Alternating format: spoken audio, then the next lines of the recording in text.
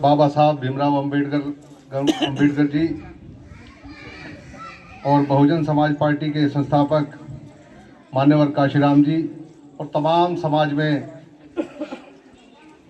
आए सभी महापुरुष बुजुर्गों को खिराज अकीदत पेश करते हुए बहुजन समाज पार्टी के नेता आदरणीय बहन कुमारी मायावती जी को अपना नेता मानते हुए हमारे बीच में मोदीनगर विधानसभा के प्रत्याशी बहुजन समाज पार्टी की आदरणीय पूनम गर्ग जी जो इस प्रोग्राम की मेहमान खुसूसी हैं, मुख्य अतिथि हैं, और वार्ड नंबर 2 से जिला पंचायत सदस्य भाई नदीम चौधरी जी, हमारे बुजुर्ग नेता लीलाराम जाटव जी,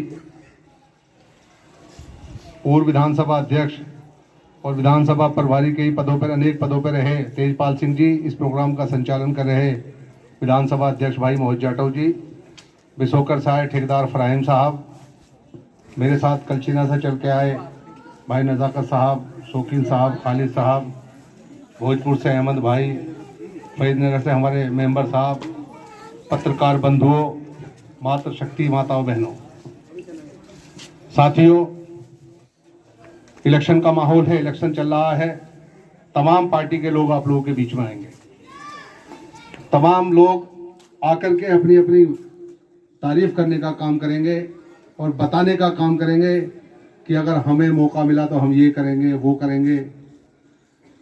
साथियों, उसी सिलसिले में हम भी आप लोगों के बीच में आए हैं।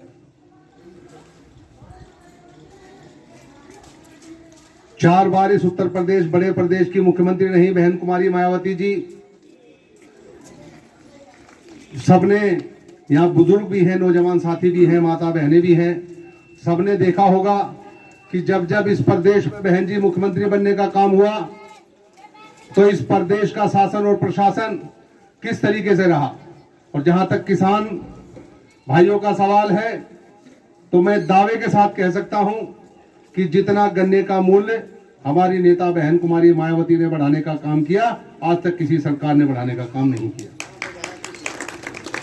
और जहां तक प्रशासनिक अधिकारियों का मामला है तो जब जब बहन जी की सरकार रही उस सरकार में चाहे कितना ही बड़ा कोई अधिकारी हो, चाहे कितना ही छोटा कोई कर्मचारी हो, शासन में हो, प्रशासन में हो, समय के साथ अपने ऑफिस में जाकर के गरीबों को सुनने का काम किया, गरीबों की मानने का काम किया और आपके बीच में गली गली, चक्का चक्का, चौराहा चौराहा घूम करके पब्लिक की सेवा का निस्तारण करने का काम किया। साथियों, अगर चाहते हो कि प्रदेश में उसी तरह का फिर दोबारा से सरकार बने, उसी तरीके से फिर दोबारा माहौल बने, गरीबी की सुनी जाए, बच्चों का सुना, बच्चों की के मुस्तकबिल के बारे में सोचा जाए और हमारी मां बहनें सुरक्षित रहें, तो फिर 5वीं बार इस प्रदेश की मुख्यमंत्री बहन कुमारी मायावती को बनाने का काम करो, उनके प्रत्याशी को जिताने का काम करो। जहां तक मैं मुस्लिम समाज के अपने साथियों से मैं अपील करना चाहूंगा। साथियों, तमाम लोग आपके पास में आएंगे और एक आज गठबंधन का बहुत जबरदस्त तरीके से हमारे समाज में शोर मचा है। मैं आपको बता दूं, मैं आपके पड़ोस की गांव कलचीने का रहने वाला हूं। आप लोगों के बीच में आएंगे तो कहेंगे कि कलचीना एक तरफा गठबंधन को वोट देने का काम कर रहा और कोई नहीं, सिर्फ और सिर्फ यहां गठबंधन का प्रत्याशी जीत के जा रहा है। तरह तरह के समीकरण बताएंगे। मैं आपको एक समीकरण बताने के लिए आया हूं। अगर आपने उस समीकरण पे काम करने का काम किया तो आपका प्रत्याशी 10 तारीख में भारी मतों से जीतने का काम करेगा। और आपको अगर समझ में आए तो मेरी बात को मानने का आप लोग काम करना। साथियों, जिस दिन से देश आजाद हुआ है, वोट का मामला शुरू हुआ है, तमाम लोगों ने, सारी सियासी पार्टियों ने इस मुस्लिम समाज को सिर्फ एक ही काम करने का काम किया है कि मुस्लिम भाइयों, अगर आपने हमारे प्रत्याशी को वोट नहीं दिया तो बीजेपी जीत जाएगी। फिर दूसरा आएगा कि मुस्लिम भाइयों, हमारा प्रत्याशी बहुत मजबूत है, अगर आपने इसे वोट नहीं दिया तो बीजेपी जीत जाएगी। और मैं तो परेशान हूं अकल से भी और दिमाग से पूरी तरीके से कि मुस्लिम समाज ने हमेशा से बीजेपी को हराने के लिए वोट दिया, लेकिन वह हमारी वोट कि बीजेपी दिन पे दिन मजबूत होती चली गई। पहले कहीं नहीं थी, अब पूरे देश में कब्जा है, पूरे प्रदेशों में कब्जा है।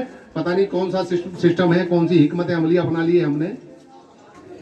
अब फिर वही सिस्टम चल रहा है कि गठबंधन का प्रत्याशी है। पिछली बार भी 5 साल यहां विधायक रहने का काम किया। मैं आप लोगों से अपील करना चाहूंगा कि मुझे कोई बता दे कि यहाँ जो है अगर विकास की बयार बही हो, लोगों की सुनने का काम हुआ हो, फिर लोग आपके बीच में आएंगे, फिर कहेंगे कि इतना वोट फला समाज का मिल रहा, इतना वोट फला समाज का मिल रहा। मैं मुस्लिम समाज के साथियों से और खास तौर से दलित भाइयों से कहूंगा, अब की बार एक बार और शोर मचाना शुरू कर दिया कि अब की बार तो दलित ही पार्टी को वोट नहीं दे रहा। ये नया काम शुरू हो रहा। मैं मुस्लिम समाज के भाइयों से अपील करूंगा कि भाइयों, अगर चाहते हो कि सम्मान मिले तो उनसे कहना 20% हम हैं, 20-22% दलित समाज है, इकट्ठा करके वोट डाल दो, डॉक्टर पूनम कर सुबह जीत जाएगी। और जहां तक किसान भाइयों का मामला है, जाट समाज का मामला है, तो मैंने अभी बताया कि हमारी लड़ाई गन्ने की थी, पूरा किसान समाज वहां रोड पे पड़ा रहा। 700-750 किसान शहीद भी हुए, लेकिन उसके बाद कितना 25 या 30 रुपए बढ़ाने का काम हुआ। और हमारी नेता बहन कुमारी मायावती जी ने पहली बार में इतना गन्ने का रेट बढ़ाया कि आज तक कोई सरकार नहीं बढ़ा पाई। 40 रुपए बढ़ाए। चौधरी टिकैत सिंह गए थे, उनसे कह दिया कि आप परेशान मत हो, वापिस चले जाओ, सुबह को अखबार पढ़ लेना। और जब सुबह अखबार पढ़ा तो सारी चीजें सामने आ गई। साथियों, मैं अपील करने आया हूं, और हमारे प्रत्याशी बहुत नेक हैं, ईमानदार हैं, और पेशे से भी डॉक्टर हैं, अपना हॉस्पिटल चलाती हैं।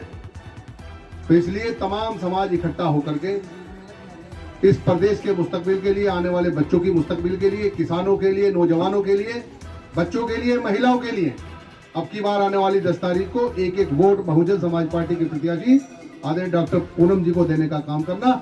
और 10 तारीख में जब आप इकट्ठा होकर वोट डालोगे तो मेरा मानना है, क्योंकि इन्हें थोड़े थोड़े वोट की जरूरत है, मेरा मानना है कि जब सारा समाज मिलजुल के वोट डालेगा तो आने वाली 10 मार्च को जब रिजल्ट आएगा तो मोदी की विधायक डॉक्टर पूनम बनने का काम होंगे और बहन जी का लखनऊ में हाथ बैठ के मजबूत होगा। इसी उम्मीद के साथ कि आने वाली 10 तारीख में आप लोग वोट डालें। बहुत बहुत शुक्रिया। जय भीम, जय भारत, खुदा हाफिज।